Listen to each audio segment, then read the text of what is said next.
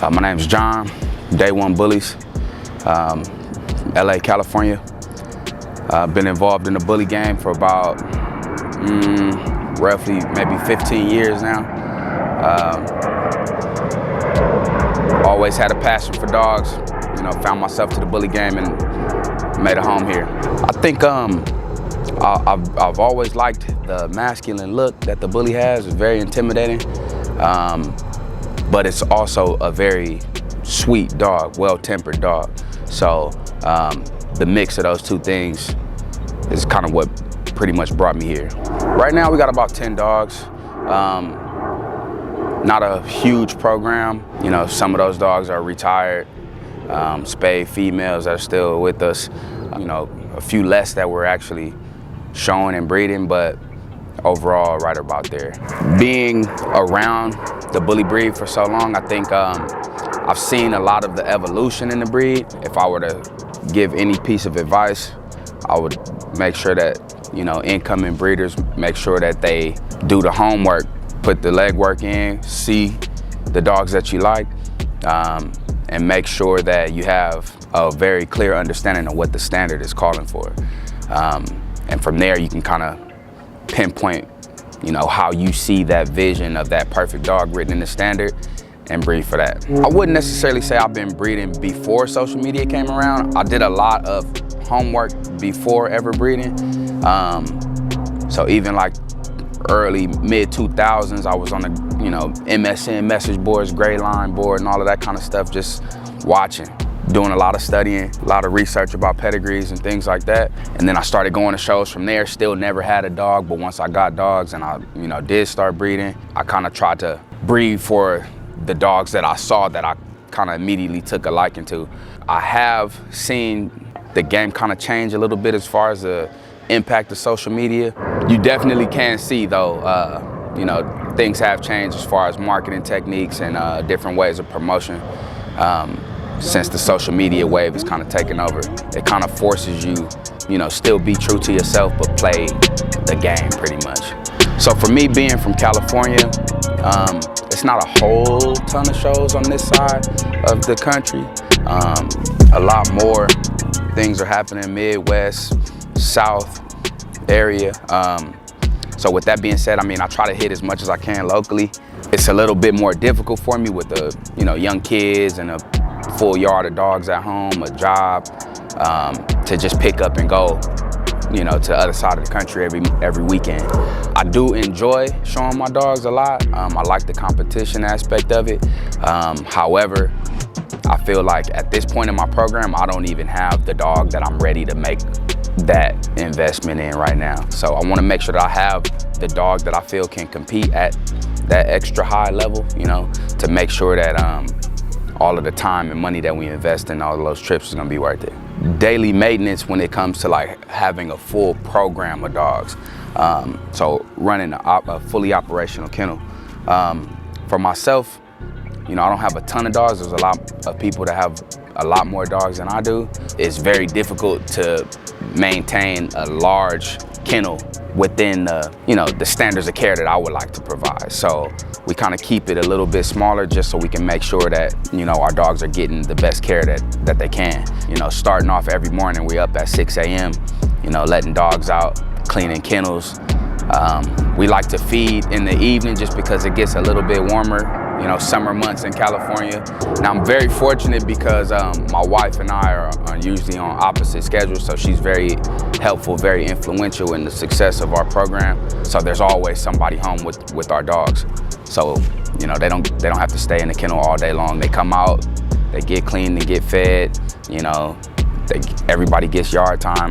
So that makes it a lot easier, but, definitely things to consider. I think for me, even getting started in these dogs, I grew up in Compton, California, very influenced by street culture, if you will. So it was easy to go an alternative route. However, growing up, I was the kid finding stray dogs in the street, bringing dogs home. As I got older, I wasn't really able to have my own dog so much, but once I got maybe about, I want to say, maybe 18 or 19, I was able to kind of get my own dog. That was one of those things that kind of kept me out of, that alternative lifestyle. But now, being involved in it and being pretty much consumed by this lifestyle, it does impact the family life. You know, we don't get to do vacations and all of that kind of stuff all the time. So it's pretty much most of our time is, you know, dedicated to the dogs. So like we are now, we're out here in Las Vegas for an ABKC show. So we kind of try to get the whole family involved, bring the kids out, let them have a little bit of fun beforehand, you know, let them go play, and then we go and take serious business at the shows. So yeah, I got 2 boys. They're 9 and 4. They're, you know, involved. For those who've, you know, seen my Instagram pages or watch my stories, you see my kids involved in the cleaning and the, you know, training aspect of it with the dogs. So it's pretty fun for me just to be able to share that, you know, this thing that is my passion with my kids. So I definitely like that they're starting to get involved. They're starting to show some interest.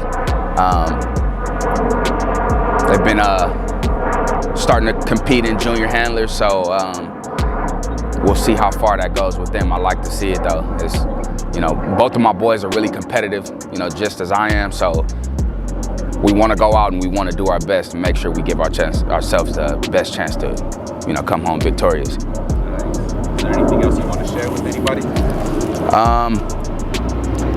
I think, you know, just for anybody who's considering getting involved in this breed, not even as a breeder, but, you know, somebody who's looking for a nice pet, I feel like probably one of, if not the best companion breed around right now, where the kids love the dogs and dogs love the kids. I think, you know, they're not overly high maintenance when it comes to, you know, the need to be exercised and things like that. They're, you know, for the most part, a low energy to mid energy type of dog. It's easier to kind of keep them in more of these suburban areas that we come across now. You know, not terrible for apartment living, easy to crate train, things like that. But for those who are interested in owning American Bullies, make sure you do your homework, make sure you're, you know, shopping with reputable breeders. You know, if you want a big dog, there's good big dog breeders, XL breeders, there's standard. Pocket varieties, very, very highly sought after right now. So, you know, make sure you do your homework, you know what you want, know what you like. Look into all of the issues that may be familiar or may be, you know, kind of considered normal with this breed. If anybody's looking to get in contact with me, I'm on Instagram at John, JON_Day1Bullies, and John Lacefield, JON_LACEFIELD on Facebook. You can get in contact with us. You know, we're all the shows on the West Coast that we can be. Looking to venture out a little bit more soon. So if there's anybody interested, you know, I like to offer any information that I can to be helpful to people who are coming in. So I'm always down to talk dogs. Anybody need any information, you know, I'm an open book. So, you know, feel free to get in contact with me. All right, everybody, that was our interview with John. Man, he let us know what it is he got going on. I can tell you from what I seen, his dogs are looking great. He's taking his time, being patient, doing the right thing, contributing to the breed. So y'all be sure to support him and what he's doing. Like I said, go follow him on Instagram. If you want a pup, man, hit him up. He got that fire, I'm letting y'all know right now. So that was our interview with him. We out. Peace.